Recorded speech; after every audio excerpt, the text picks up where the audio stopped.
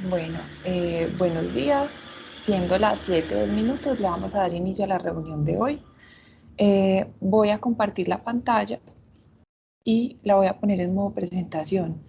Si tienen alguna dificultad en escuchar la presentación o en verla, me lo pueden hacer saber sin ningún problema y miramos de pronto cuál es el problema. Entonces, me presento. Yo soy María Carolina Arroyave Toro. Yo soy residente de pediatría de la Universidad de Antioquia y hoy vamos a hacer una discusión de caso clínico. El tema que vamos a tratar es depresión en la infancia, una mirada integral. Mi asesora para esta charla fue la doctora Diana Beltrán. Mil agradecimientos por todo su tiempo y su dedicación. Y entonces comencemos. Para el contenido de hoy, entonces, vamos a abordar inicialmente la presentación del caso, la discusión del caso, va a ir posteriormente con algunas preguntas que vamos a ir desglosando a lo largo de la charla y la revisión de la literatura con cada pregunta que vayamos abordando.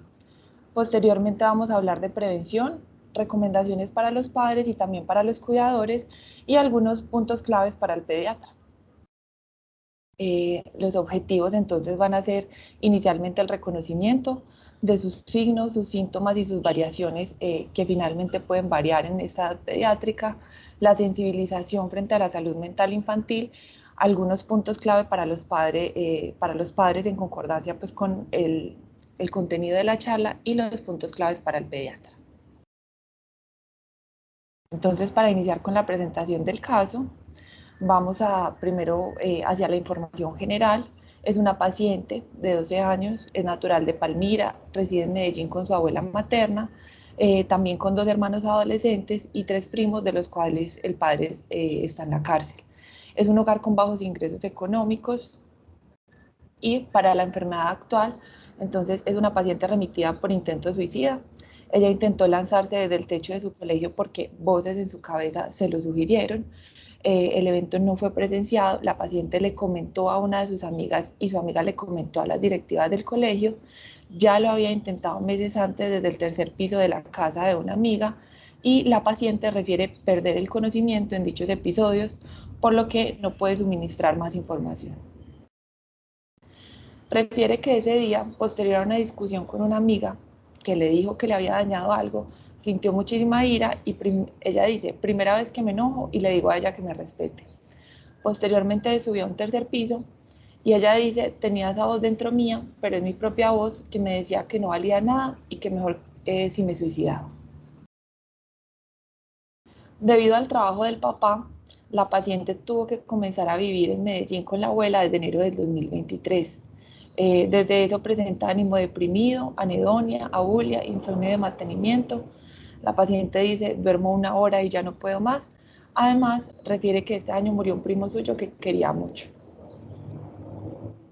Dentro de su historia personal, la paciente eh, presentó pues, o le tocó vivir violencia intrafamiliar entre sus padres.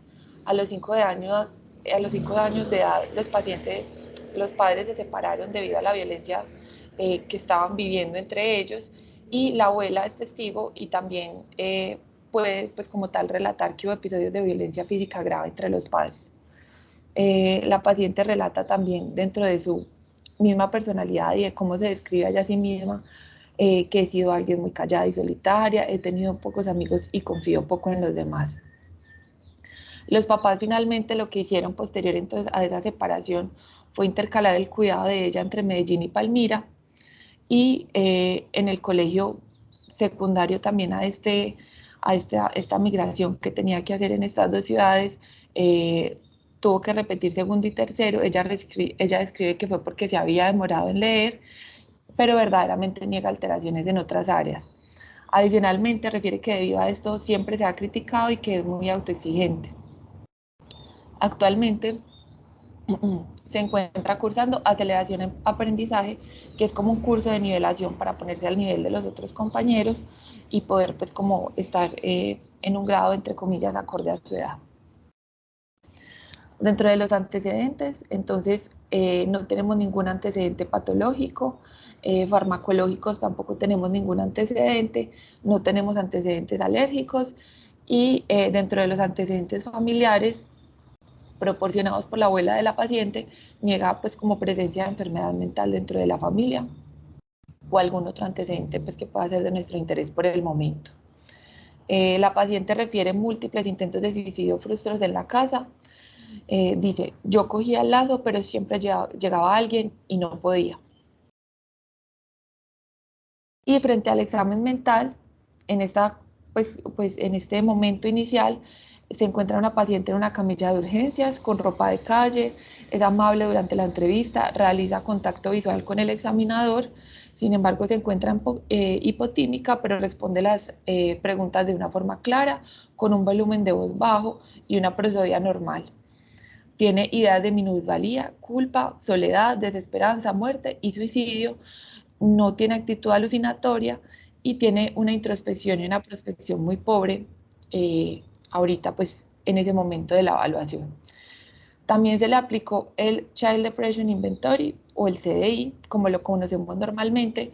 Voy a explicar de una vez un poco de qué se trata. Es un cuestionario autoadministrado aplicado a los pacientes en este rango de edad y va a evaluar 3 ítems específicos por cada pregunta, son en total 27.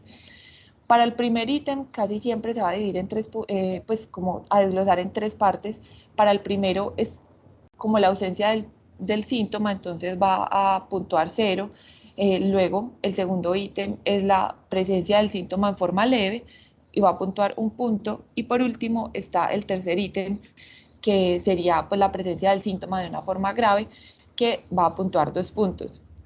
El punto de corte para hablar de depresión o de síntomas depresivos para tamizaje diagnóstico se habla que es de 19 puntos y el puntaje de nuestra paciente en este caso específico fue de 35 puntos, o sea que claramente pues con un tamizaje positivo.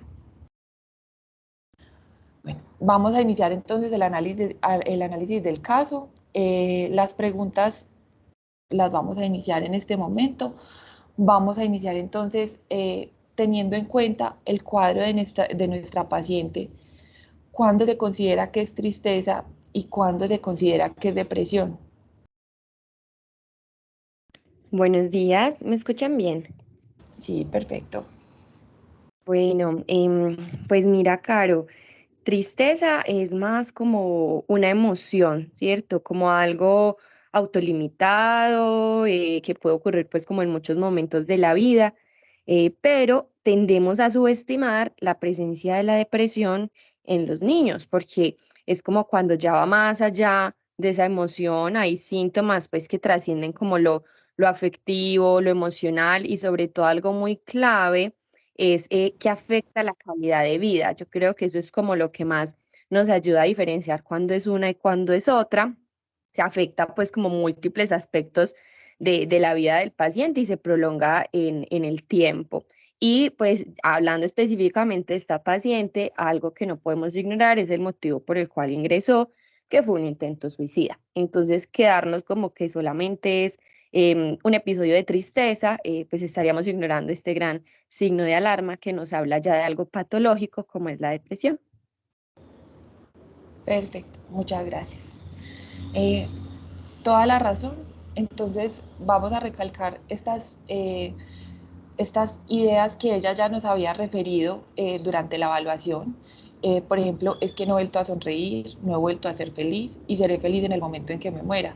La paciente tiene unas cogniciones muy claras relacionadas con depresión, tiene ideas de minusvalía, soledad y desesperanza. Entonces, claramente el cuadro pues no se trata de una simple emoción o de la simple tristeza, por decirlo de alguna forma.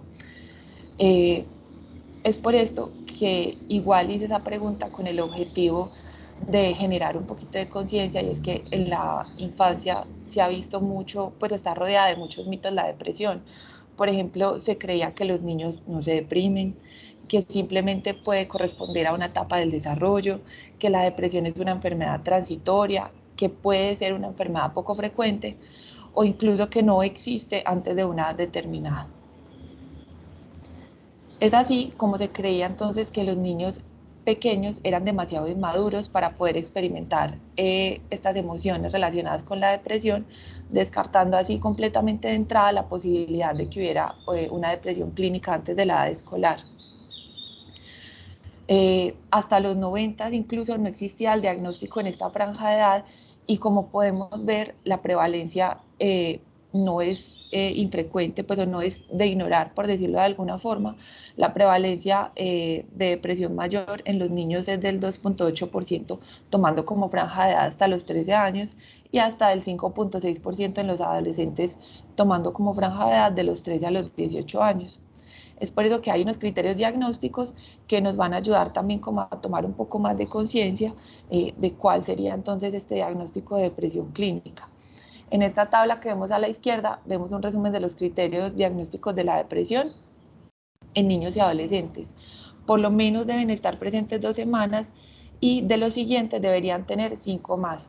Hay 3 esferas principales que se ven afectadas, que van a ser los síntomas afectivos, pues la esfera de síntomas afectivos como humor triste, irritable, también anedonia o sentimiento de culpa, que son síntomas que la paciente estaba presentando. También la esfera de síntomas físicos, en ella podemos identificar específicamente el aumento o la disminución del sueño, en este caso disminución del sueño, y los síntomas cognitivos como mala concentración, indecisión, ideas de culpa o inutilidad, y también ideas de muerte, suicidio o intento suicida como tal. Es por esto que la tristeza, como relacionándolo con lo que dijo Isa, es normal cuando verdaderamente va a ser proporcional a ese factor desencadenante y va a haber esa posibilidad de que se alivie mediante situaciones positivas y finalmente se va a resolver espontáneamente. La diferencia más importante y la principal para diferenciar lo que es una simple emoción, pues, o lo que es algo autolimitado y una depresión, es la relación de esos síntomas a un sufrimiento o malestar interno que van a ser profundos y al deterioro del funcionamiento del paciente en sus diferentes contextos sociales, familiares, etcétera. Entonces, la depresión en los niños no se va a manifestar tanto como un estado de ánimo alterado que el paciente va a identificar claramente, sino como ese conjunto de síntomas que puede variar en función del estado evolutivo del mismo. Para hablar y para que nos ayude como a diferenciar un poco de esas diferencias grandes que va a tener con el adulto, podemos identificar en los niños que puede haber un comportamiento turbulento relacionado principalmente con la inestabilidad motora. También pueden haber trastornos del comportamiento como robos, escapadas, conducta delictiva, mucho más hacia la edad de la adolescencia. Puede haber conducta de oposición como enojo, rabia, manifestaciones agresivas y también conducta de protesta o reclamo frente a ese estado de ánimo tan bajito y ese sufrimiento que están teniendo. Así, entonces, entre más joven es el paciente, mucho más difícil les va a resultar describir su estado de ánimo y lo más probable es que lo vayan a manifestar como ira y como enojo para manifestar pues como tal ese malestar que están sintiendo y que no va a ser tan fácil de escribir con palabras claras. Teniendo lo anterior en cuenta y ya habiendo como una introducción a todo, pues a todo este caso clínico y al tema que estamos abordando el día de hoy, la paciente mencionó una frase en específica que quisiera saber ustedes qué piensan. Ella dice que ella había dicho que voces en su cabeza le habían dicho pues como tal que era inútil y que era mejor que si se suicidaba. Entonces, ¿esto qué es? ¿Esto es psicosis? ¿Esto es depresión? ¿O se puede tratar de una depresión psicótica? ¿Qué piensan?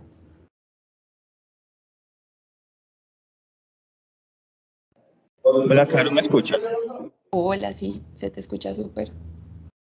Pues, Caro, hasta donde tengo entendido en esos casos, digamos que los niños, dependiendo obviamente de su etapa del neurodesarrollo, ellos pueden presentar estos síntomas como respuesta a esos eventos de estrés agudo, de estrés crónico, como parte, digamos, de esa forma de conciliar el estrés y de dificultades en la expresión de esa sensación de estrés y de preocupación sin que se presente dentro del contexto, por ejemplo, de un trastorno depresivo, de un trastorno psicótico agudo, de una depresión psicótica, sino que es como parte de su digamos, de sus herramientas propias para lidiar con esos conflictos psíquicos que están viviendo en esos momentos de estrés agudo. Entonces podría ser simplemente una expresión de esa respuesta que tienen los niños, dependiendo obviamente de su desarrollo, pues de su etapa en el neurodesarrollo en la que se encuentran en este momento. Perfecto, muchas gracias. Entonces, para hablar un poco de las alucinaciones en la niñez y aclarar un poco más esta pregunta, que es generalmente pues como el pensamiento inicial que uno se lleva cuando lee pues como la enfermedad actual por primera vez o de pronto cuando recibe esta información de primera mano, vamos a empezar entonces por la definición de alucinaciones. Es una falsa percepción sensorial que no va a estar acompañada de un estímulo externo. En la niñez van a ser relativamente comunes y lo más frecuente es que aparezcan en el contexto de un desarrollo normal, como lo decía nuestro compañero, o en niños con trastornos que no van a ser psicóticos, incluso más que en los psicóticos. Entonces, estos trastornos no psicóticos que pueden englobar y en los que se pueden presentar alucinaciones van a incluir los trastornos afectivos y de la conducta, también en niños que se han enfrentado o que se enfrentan a situaciones de alto sufrimiento, niños con ansiedad y con trastornos adaptativos. Pueden estar presentes en la niñez hasta en un 17% y en la adolescencia hasta un 7.5%. Se pueden presentar adicionalmente y es común que se puedan presentar en el espectro de los síntomas depresivos que pueda estar presentando el paciente y en proporciones más pequeñas se puede presentar también con trastorno de ansiedad o trastorno antisocial. Tener en cuenta este punto en específico que aquellos que presentaban alucinaciones tenían hasta 4 veces más probabilidades de autolesionarse. Sin embargo, esto lo más común es que no sea persistente y que posterior a un año hasta el 67% de los síntomas se van a reducir o incluso desaparecer por completo, en tanto pues como esos estresores se hayan visto solucionados. Para diferenciar entonces de por qué no se trata de una psicosis, la psicosis o los trastornos que engloban la psicosis van a incluir también trastornos del lenguaje, pueden incluir enlentecimiento psicomotriz, un afecto que va a ser incongruente, comportamiento extraño y aislamiento social, así también como creencias delirantes y actitudes agresivas, que no va a ser el caso por lo menos pues en este caso clínico de la paciente. Por lo tanto, lo más común es que el pronóstico a corto plazo sea bueno y esos factores estresantes que precipitaron cuando hayan sido entendidos y afrontados eficazmente, el pronóstico verdaderamente sea bueno. Entonces, para interpretar o para darle un curso como mucho más a lo que estaba presentando la paciente, lo más seguro es que se haya tratado de un falso fenómeno alucinatorio que se va a producir como ese resultado de la imposibilidad de discriminar lo que está pasando a nivel interno y lo que está pasando a nivel interno y cómo se va a interpretar esa propia voz como si fuera una voz externa. Esto relacionándolo como a ese concepto de la realidad que todavía va a ser inmaduro. Esta frase que ella dice es muy diciente y nos da bastantes pistas de que probablemente sea un falso fenómeno alucinatorio, porque ella misma dice, tenía esa voz dentro mía, pero es mi propia voz, que me decía que no valía nada y que mejor si me suicidaba.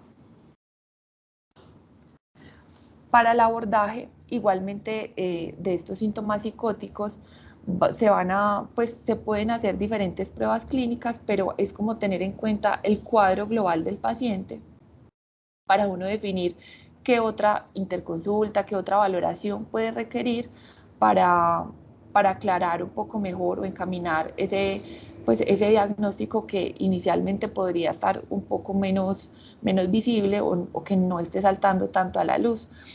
Hay algunas como pruebas y exámenes que en la literatura se dicen como mandatorios y sin embargo todo va a depender del cuadro y del criterio clínico.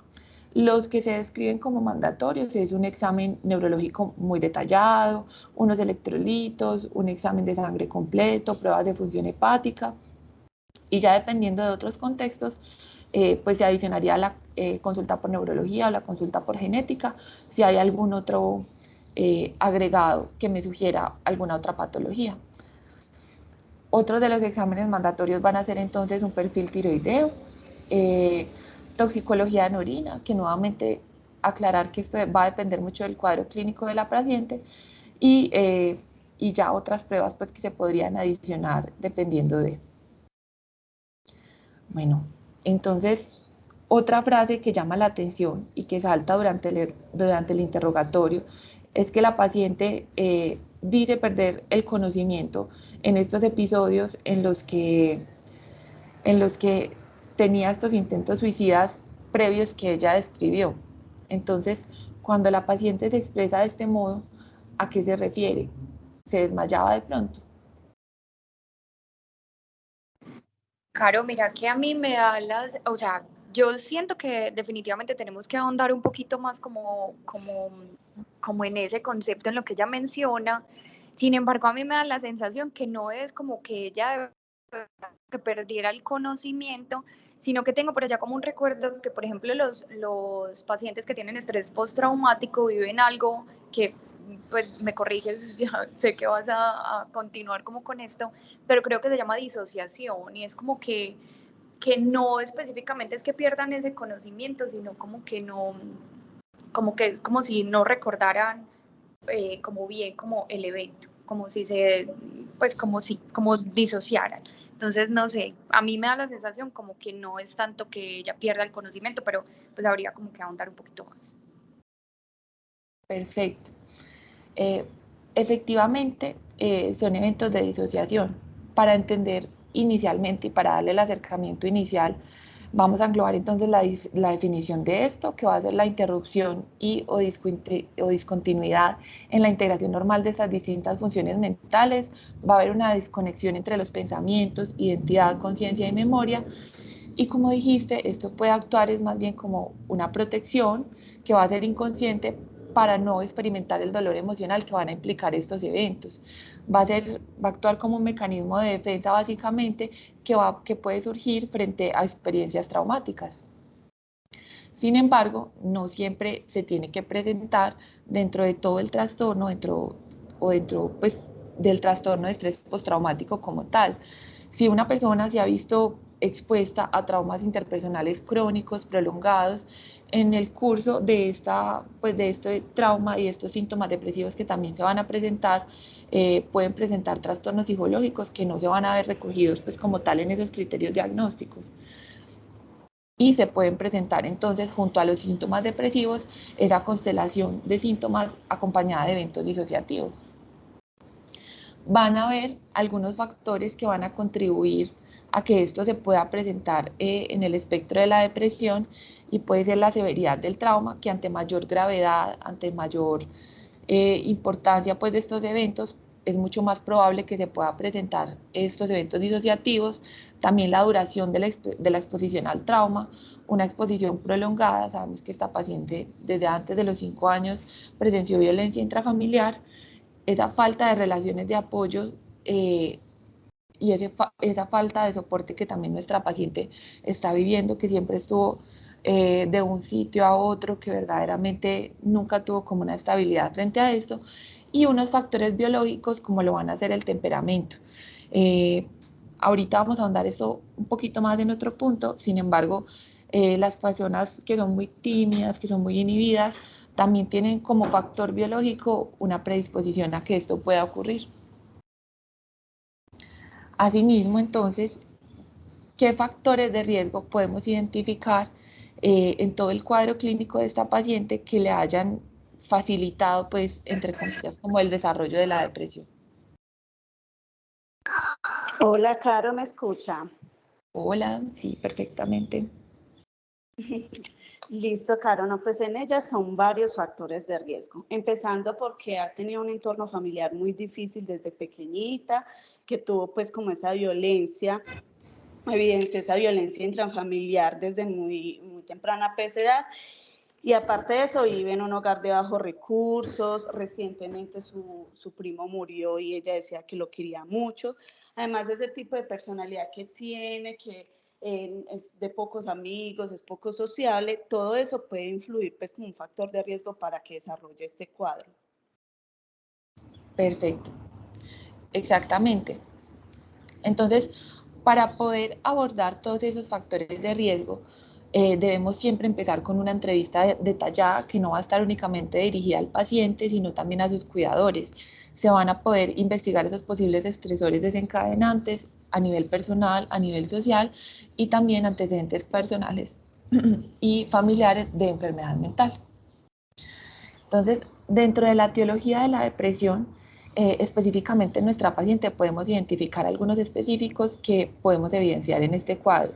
La paciente claramente tuvo estresores tempranos y que se prolongaron durante el tiempo. Su temperamento y personalidad, como les mencionaba previamente, también la predispone a que se pueda presentar este trastorno. Y también hay estresores actuales como el cambio de vivienda y también como la muerte del primo que fue reciente y ella claramente manifiesta un gran afecto por él.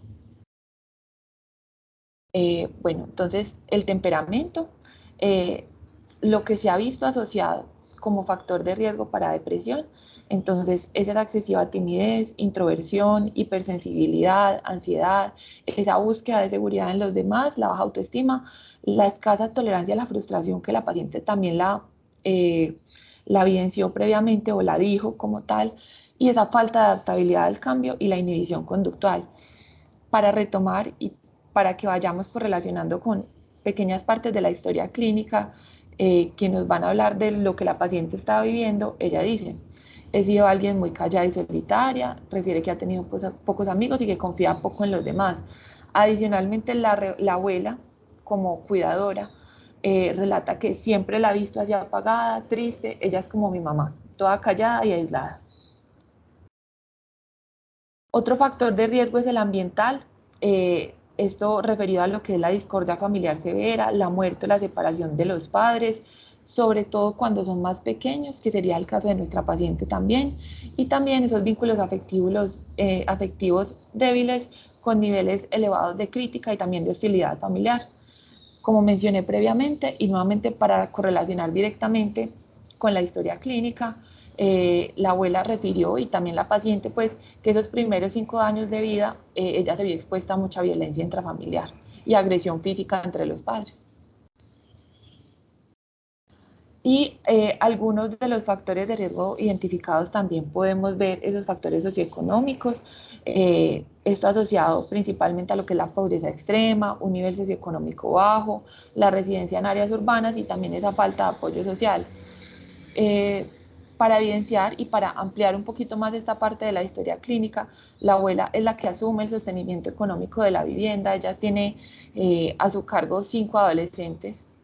Y si bien ella tiene ayuda por medio de programas de apoyo estatal, ella también tiene que elaborar y pues suponer que ella es una persona mayor o que ya ha trabajado mucho a lo largo de su vida y aún tiene 5 personas muy jóvenes a su cargo, habla también pues de la carga que está viviendo esta persona sola por sí misma. Tiene también apoyo de su familia externa y la madre biológica que está en Palmira. Ella se fue buscando otras oportunidades y poder aportar económicamente al hogar, sin embargo tampoco sigue siendo pues como un aporte muy grande, ya que aún se siguen viviendo esas falencias económicas.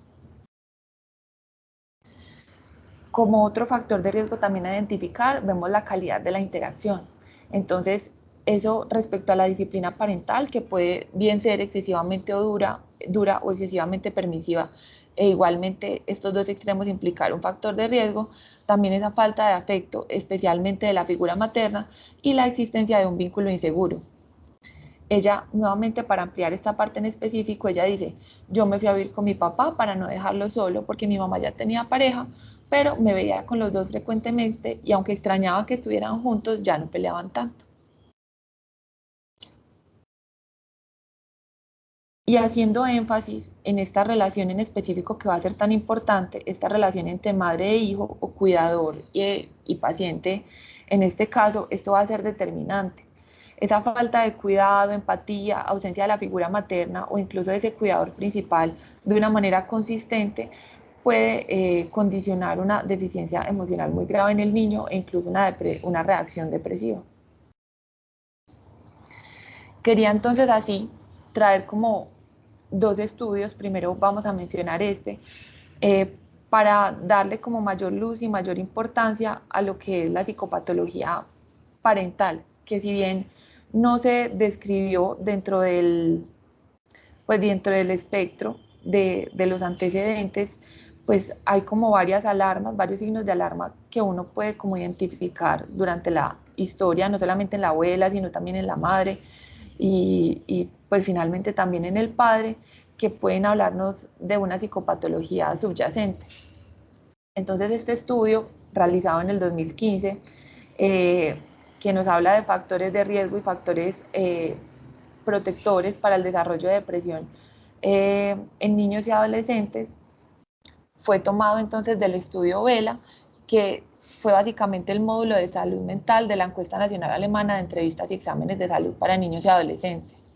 Se incluyeron niños y adolescentes de entre 11 a 17 años, la observación fue de 2 años aproximadamente, y dentro de los factores de riesgo más importantes, o básicamente el factor de riesgo más importante, fue esa psicopatología parental, no solamente para el inicio, sino para la persistencia de síntomas depresivos en esta población. Y como factores protectores, sobre todo para desarrollo de depresión a corto plazo, por decirlo así, de alguna forma, hablamos de autoeficacia, un clima familiar positivo y el apoyo social como esos factores protectores que nos van a ayudar a que no se desarrollen estos cuadros. Sobre todo a largo plazo podemos ver el clima familiar positivo y también el apoyo social como específicamente y con más énfasis para largo plazo.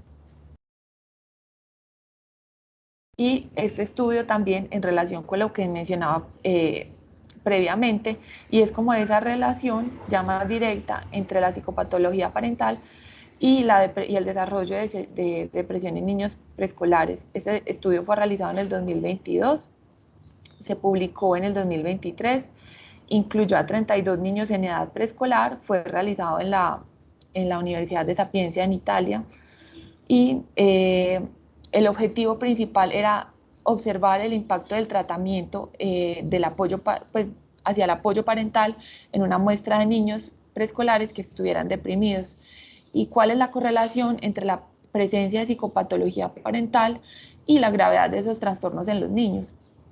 Se tomaron entonces al inicio del estudio, se les hizo un cuestionario también autoadministrado y se le hizo pues como a los papás y a los niños. Posteriormente, durante 6 meses, se le dio psicoeducación y se dio apoyo parental. Esto fue por psiquiatras infantiles y se evaluó nuevamente cómo estaban estos síntomas 6 meses posterior. El resultado fue favorable, se observó que el impacto verdaderamente de mejorar como todo ese entorno parental y esos síntomas que pudieran estar viviendo por X o Y motivo, les dio muchas más herramientas, no solamente para ayudar a sus hijos, sino como para alivianar o tener un ambiente familiar como mucho más, una esfera familiar mucho más amigable. Para hablar entonces un poquito y muy importante en este caso, vamos a hablar de algunos indicios de riesgo suicida. Entonces, tener en cuenta principalmente que es la segunda causa de muerte en personas entre 10 a 24 años en Europa y en Norteamérica, y en Sudamérica, que sería nuestro caso, ocupa el tercer lugar, lo cual no es despreciable. Es por esto que este riesgo siempre se debería pues como abordar dentro de la historia clínica. Dentro de mi revisión vi que tal vez no era como pues no era lo más útil o lo más normal como utilizar estas escalas para el abordaje del riesgo suicida. Sin embargo, que se pueda utilizar en la práctica clínica y que pueda ser también de gran utilidad, sobre todo para la práctica en pediatría, y que puede ser de una implementación tal vez un poco más fácil, nuevamente es el Child Depression Inventory. En este tiene puntos específicos que nos hablan o que abordan ese riesgo suicida. Por ejemplo, el punto 9, que como les mencionaba previamente, entonces el primer ítem es no pienso en matarme, que puntuaría 0, pienso en matarme pero no lo haría, que puntuaría 1 punto, y quiero matarme, que puntuaría 2 puntos. como vemos, probablemente la paciente, como en ese momento igual lo expresaba directamente, ella puntuó de entrada pues como un alto riesgo. Hay diferentes métodos de autolesión que se utilizan dentro de esta población o dentro de la infancia y la adolescencia. Pueden ser envenenamiento, cortes, sobredosis de drogas, incluso el ahorcamiento. Y en el caso de nuestro paciente, como lo podemos ver resaltado en el lado izquierdo de la pantalla, es saltar de lugares de gran altura, que en este caso fue así, pues, o por lo menos el intento. Para diferenciar también un poco de lo que es el intento y una autolesión no suicida, es esa intención que va a haber de acabar con la vida claramente, y si bien puede ser bajo un impulso, en la mayoría de los casos ya va a haber un sentimiento crónico de desesperanza y soledad que va a preceder al intento como tal. Pueden ser frecuentes, y lo son, las formas graves de esas conductas de autoagresión, como la que se evidenció en nuestra paciente, y existe claro riesgo de que si ya pasó una vez pueda volver a pasar posteriormente. Sin embargo, va a ser menos frecuente que en comparación o en contraste con la autolesión no suicida. Dentro de los factores de riesgo, como podemos ver entonces, un intento de suicidio previo, en nuestra paciente la psicopatología, los factores familiares y esa ausencia o esa red de apoyo que pues se evidenciaba muy pobre desde el inicio, son como los principales factores de riesgo y también muy en relación con la depresión. Pero quisiera también resaltar un factor protector que la paciente tuvo, y en su red de apoyo tenía una amiga que se preocupó, que alertó, que generó la alarma de lo que estaba pasando, y finalmente se pudo obtener un impacto positivo, que la amiga hablara y se expresara frente a lo que estaba viviendo su compañera. Quisiera mencionar, tal vez no lo mencioné ahorita dentro de los factores de riesgo de depresión, pero lo quiero hacer ahora para que igual lo tengamos en cuenta, y es que ese, entre comillas, déficit cognitivo, trastorno del aprendizaje, también puede significar pues como un factor de riesgo. Sin embargo, hay que tener en cuenta que en esta paciente igualmente se debería explorar mucho más a largo plazo, pues como podíamos ver en su historia clínica, ella estuvo pues con una inestabilidad no solamente en su nivel social y a nivel familiar, sino que a nivel escolar ella también fue de un lugar a otro, probablemente dentro del entorno paterno, que no se pudo pues como hablar con él dentro de la valoración clínica. No sabemos si estuvo escolarizada todo el tiempo, si eso fue pues como algo persistente. Entonces también a tenerlo en cuenta como un posible factor. De una vez lo menciono antes de que se nos pase. Entonces, pasando a este último punto, esta paciente tiene indicación de manejo farmacológico. Hola, Caro, ¿me escuchas? Hola, sí, te escucho. Listo, Caro. Entonces, pues hay que tener en cuenta que esta paciente ya tiene un intento suicida y que se consideraría de alta letalidad. Adicionalmente, vemos, pues, adicional riesgos que ya no son tanto no padrón. Y acá, pues, si bien la psicoterapia juega un papel muy importante, también es de importancia al inicio de terapia farmacológica en combinación, pues, con todas las demás intervenciones. Perfecto. Es así. Eh, lo primero que vamos a hacer para definir entonces esa necesidad de manejo farmacológico es definir la gravedad del episodio. Eh, si bien parece pues como una respuesta verdaderamente muy obvia, no siempre se quiere iniciar, o hay un miedo constante pues como de iniciar manejo farmacológico en los niños. Entonces, tal vez si se tratara de una depresión leve, se podría beneficiar de terapia psicológica con una duración de 8 a 12 semanas, acompañado pues también de terapias específicas dependiendo de las alteraciones más grandes que tenga la paciente, también terapia familiar y terapia interpersonal. Sin embargo, cuando ya es una depresión moderada grave, que es el caso que estamos tratando hoy, se puede beneficiar mucho más de una terapia combinada que va a involucrar tanto intervenciones psicológicas como farmacológicas. los medicamentos que más evidencia tienen van a ser los inhibidores de la recaptación de serotonina. La fluoxetina específicamente es la que más estudio tiene de eficacia en este grupo de edad. Sin embargo, también se puede utilizar sertralina y escitalopram. Esta tabla simplemente nos evidencia y puede ser como chévere para ver pues como los medicamentos que tenemos a nuestra disposición, desde qué edad los podemos iniciar, cuál debería ser esa dosis con la que yo voy a comenzar y cómo la voy a subir progresivamente hasta una dosis máxima recomendada. Asimismo, también como nos mencionan algunas formas en las que vienen estos medicamentos. ¿Con qué debo tener cuidado? Al recetar estos medicamentos en la infancia se pueden evidenciar algunos efectos secundarios asociados sobre todo a esa activación conductual que se puede presentar y de ideación suicida y comportamientos autolesivos.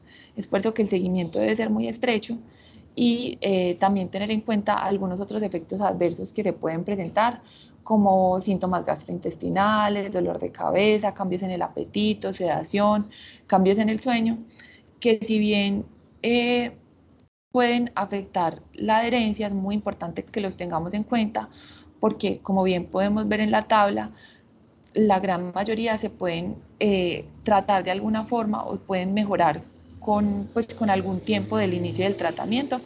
Como vemos, la activación, esa activación que les hablaba previamente, o desinhibición, agitación, sí puede ser persistente y significativa. Esto sí podría ser una causal para descontinuar el medicamento, pero por lo demás, todos esos otros efectos adversos se pueden abordar.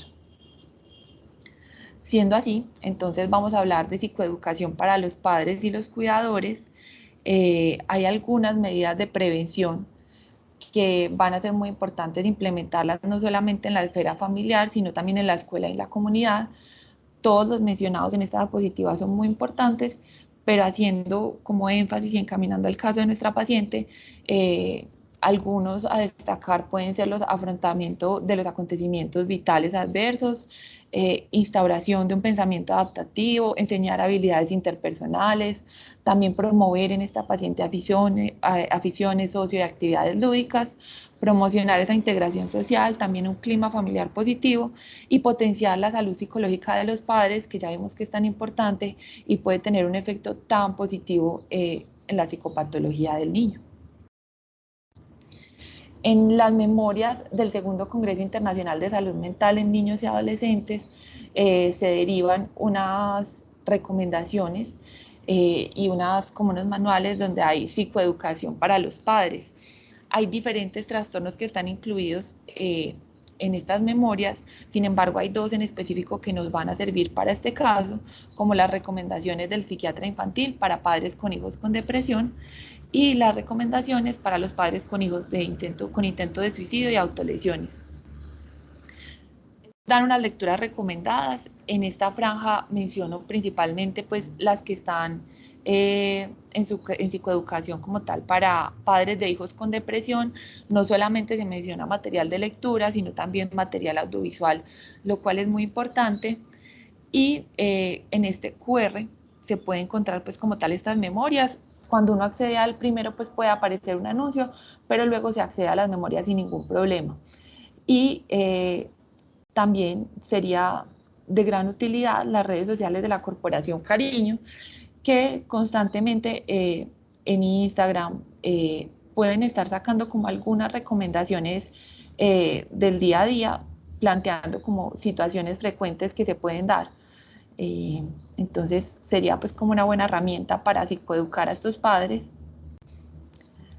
Y para continuar entonces con un poco del caso clínico y que le vayamos dando pues como un final, a esta paciente se le inició fluoxetina. Como es una paciente con riesgo suicida, se dieron las recomendaciones pertinentes a nivel intrahospitalario de que no debía estar sola, que no debía estar en un piso alto, y se solicitaron exámenes de sangre como hemograma, creatinina, función hepática, función tiroidea y creatinina, que verdaderamente salieron dentro de límites de normalidad. Se brindó psicoeducación a la paciente y a sus acompañantes, tanto a la abuela como a la madre, y asimismo se extendieron esas recomendaciones a todo el grupo familiar que pudiera estar en contacto con la paciente, y también se sugirió la realización de esas pruebas neuropsicológicas para abordar ese factor de riesgo que les comenté previamente. Finalmente se evidenció una mejoría en la paciente, se trabajó en un plan de seguridad, también lograr evocar esos factores desencadenantes, reconocimiento de sus emociones, y ella misma pudo referir al final cuáles serían esos mecanismos para pedir ayuda en caso de que fuera necesario. También se reconoció la importancia de continuar con el seguimiento médico y con la madre específicamente, que iba a ser la cuidadora principal desde ese momento y la que iba a continuar con el cuidado, psicoeducación sobre la depresión, la ansiedad y el riesgo de suicidio, así como la extensión de esta información hacia el grupo familiar extenso. La madre y la paciente comprendieron adecuadamente entonces qué ocurrió y los mecanismos de afrontamiento adecuados para situaciones que se pudieran presentar posteriormente. Se dio de alta, pero sin embargo pues debe continuar con el seguimiento ambulatorio por psiquiatría infantil, psicología, y continuar con ese manejo farmacológico hasta la próxima cita pues de seguimiento, dejando claro también que la mamá es la que tiene que administrar ese medicamento y que tiene que haber una supervisión continua, que la paciente no debería estar sola, y que si bien en los momentos en los que la mamá esté trabajando debe haber alguien más que vaya a asumir el cuidado, que en este caso va a ser la tía, y se dieron pues como tal los signos de alarma. ¿Qué puntos clave entonces nos quedan para el pediatra? Teniendo en cuenta que vamos a hacer el primer contacto y que mucha de esa confianza de la familia y del paciente va a recaer sobre nosotros también. Entonces, lo inicial es esa detección temprana, desde el ánimo, la conducta, cómo son las relaciones sociales del paciente y cómo es ese rendimiento académico, también como posibles factores de riesgo. En la entrevista y la observación, también cómo se comportan diferentes contextos, y dentro de la historia clínica, esos antecedentes familiares y la posible búsqueda activa que deberíamos hacer de esos eventos estresores recientes que también pueden influir. La evaluación del riesgo suicida, o sea, no dejar de preguntar por esto, no tener miedo a preguntarlo, y las medidas adecuadas para garantizar esa seguridad. Respecto a la familia, siempre asegurarse de una buena orientación y educación sobre la depresión infantil, para que no se sigan, por ejemplo, generando comentarios a nivel familiar como los mitos que yo les comenté previamente, y que también haya un buen entendimiento y un buen apoyo, un buen soporte para que la paciente pues, pueda tener como un buen desarrollo. El tratamiento integral, que debería ir desde la psicoterapia, la farmacoterapia y muy importante la terapia de familia, y el monitoreo continuo para siempre poder ajustar el tratamiento. Si bien psiquiatría infantil pues es como la más encargada de esta parte, debemos entender que estamos en un contexto donde muchas veces puede ser muy difícil como esa primera cita o ese primer acercamiento. Entonces asegurarnos que si de pronto está en nuestras manos, tengamos pues como el mejor abordaje posible. La prevención respecto a identificar y abordar, no solamente identificar esos factores de riesgo, y tener en cuenta los momentos del desarrollo y esas diferencias que se pueden dar en la expresión de esos síntomas. Para terminar, entonces, a veces las cosas más pequeñas ocupan el mayor espacio en el corazón de un niño. Gracias. Bueno, muy bien, muchas gracias María Carolina. Le damos entonces la palabra a la doctora Diana Beltrán, quien fue la asesora de esta reunión, a quien agradecemos por todo su acompañamiento. Doctora, bienvenida. Hola, buenos días a todos. Muchas gracias y gracias Carolina por el desarrollo de este caso clínico. Para nosotros en psiquiatría pediátrica es muy importante la labor del pediatra alrededor de la evaluación de los niños con depresión. Como lo mencionaba Carolina, ustedes son el primer contacto y tienen como la facilidad de tener la confianza de los papás y de los niños, ya que muchas veces son el médico de cabecera. Entonces, en muchas ocasiones les va a tocar llegar, digamos, después de la consulta de psiquiatría, van a llegar los papás con la pregunta, doctora, mire, yo estuve en la cita de psiquiatría y le formularon este medicamento ¿qué hacemos? O sea, ustedes les van a preguntar como pediatras la opinión acerca del tratamiento, porque son generalmente los médicos de cabecera. Entonces es muy importante tener la información adecuada, tener la disponibilidad, ¿cierto?, de hacer esa psicoeducación y de orientar a los padres en el tratamiento de la depresión. Quería de pronto hacer algunas precisiones sobre el uso de las escalas. La escala CDI es una escala muy práctica, muy útil. Nos ayuda mucho, digamos, sobre todo en la consulta de pediatría, pienso yo que les serviría mucho para la forma de hacer las preguntas, porque muchas veces entrar en estos temas es un poquito difícil, ¿cierto? Preguntarle a un niño por ideación suicida, por ideas de desesperanza, como que no siempre es tan fácil. Y las escalas nos ayudan a llegar a esa información de una manera más directa, más sencilla, y para muchos niños es más fácil poner una X en un cuestionario que responder las preguntas, pues, que le haga un adulto. Y de pronto, haciendo precisión acerca del punto de corte, en la literatura encontramos el punto de corte que nos menciona Carolina de 19, en otros estudios de 20, pero digamos que en los estudios que hay en Colombia, los puntos de corte están alrededor de 17, 16 puntos. Entonces, no con esto quiero decir que hagan el diagnóstico, sino que nos ayudan a darle, digamos, una alta sospecha, ¿cierto?, del hallazgo de la encuesta hacia un cuadro de depresión. Otra cosita que me parece importante como aclarar o de pronto hacer énfasis es que el inicio del tratamiento, cuando está en las manos de ustedes, es importante como no esperar, ¿cierto? Entonces, no hay tiempo que perder y muchas veces el medicamento, cuando se inicia y mientras va al psiquiatra, ya podemos ganar tiempo, ¿cierto? Entonces, como los medicamentos se demoran 3, 4 semanas en empezar a hacer efecto, es muy importante no perder tiempo esperando a ver si le dan la cita de psiquiatría pediátrica, sino ir de pronto montando el tratamiento, hacer el diagnóstico y poder iniciar ese proceso de psicoeducación y muchas veces de remisión o acompañamiento también por psicología. Y otra cosa bien importante que me pareció que mencionó Carolina y es el cuidador. Entonces, muchas veces en nuestras especialidades nos enfocamos mucho en el paciente, pero el niño pues hace parte de todo un entorno y muchas veces es el espejo o el reflejo de un funcionamiento familiar y es muy importante que cuando vemos un niño con depresión siempre miremos la posibilidad de que la mamá también sea evaluada o al menos sospechar si el cuidador principal está en buenas condiciones de salud mental porque en él o ella recaerá el cuidado de... Hola María Carolina, ¿escuchas? Hola, Hola, sí, ya escuché, qué Ya, pena, ahora se me desconectó un momentico, entonces sí, ahí me a mí disculpo. también, creo que a perdimos la todos. señal. Sí, a todos nos pasó. Ay, Adelante, bueno. doctora.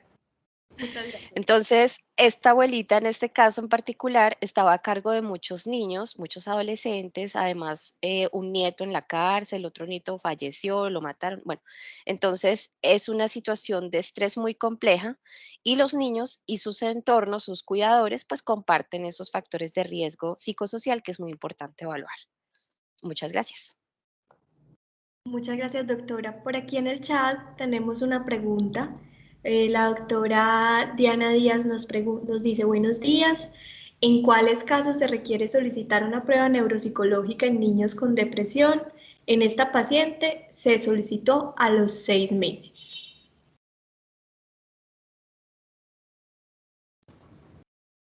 Eh, pues en este caso en específico se solicitó a los 6 meses porque la paciente también estaba en un proceso de nivelación. Si bien ella había estado en un cuidado que fue muy intermitente durante mucho tiempo y apenas se estaba nivelando, de pronto estas escalas neuropsicológicas le podían puntuar muy bajo y también se debería permitir no solamente pues como una adaptación y una reintegración pues como mucho más adecuada al entorno escolar, sino también pues como pues que también tenga un tratamiento adecuado durante algún tiempo y la doctora Diana responderá mucho mejor. Bueno, hay la indicación de la prueba neuropsicológica en este caso era básicamente el antecedente de las dificultades en el aprendizaje.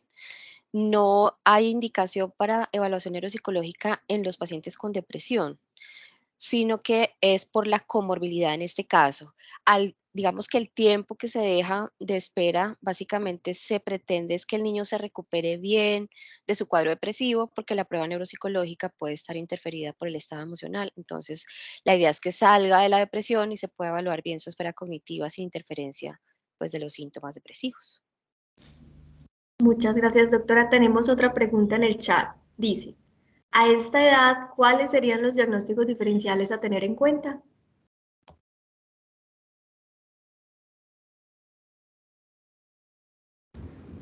Bueno, algunos de los diagnósticos diferenciales que se pueden tener en cuenta, entonces también son trastornos de ansiedad, si bien yo quise hacer la diferencia pues como también que no se considerara pues como un trastorno adaptativo pues como simple, sino que ya es un cuadro de depresión clínica, también sería un pues como tal un diagnóstico diferencial y ya pues como ahondando un poco más en los síntomas se pueden dar otros síntomas, pues otros diagnósticos diferenciales, no sé, la doctora Diana.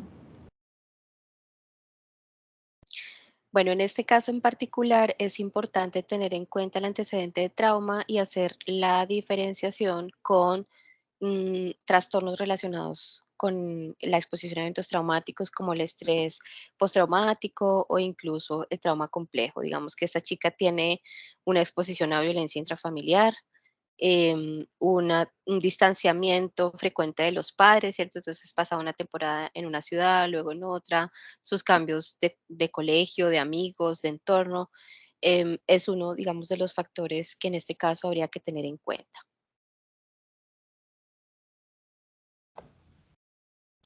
Bueno, doctoras, muchísimas gracias. Miremos ahí otro comentario en el chat. Dice el doctor Juan Carlos, es importante tener en cuenta los servicios que la ciudad cuenta para tener un primer apoyo o acercamiento, como son los escuchaderos, la línea amiga, la línea para el alma o la línea 123 para activar un código dorado si hay riesgo de suicidio. Entonces, es un comentario que nos hace el doctor Juan Carlos Rodríguez. Bueno, muy bien. Muchas gracias entonces a María Carolina, muchas gracias a la doctora Beltrán por todo su asesoría y acompañamiento en esta reunión del departamento. Les agradecemos a todos, les pedimos que por favor no olviden diligenciar el formulario de asistencia que para nosotros es muy importante y los esperamos entonces en una semana. Muchas gracias. Feliz día para todos.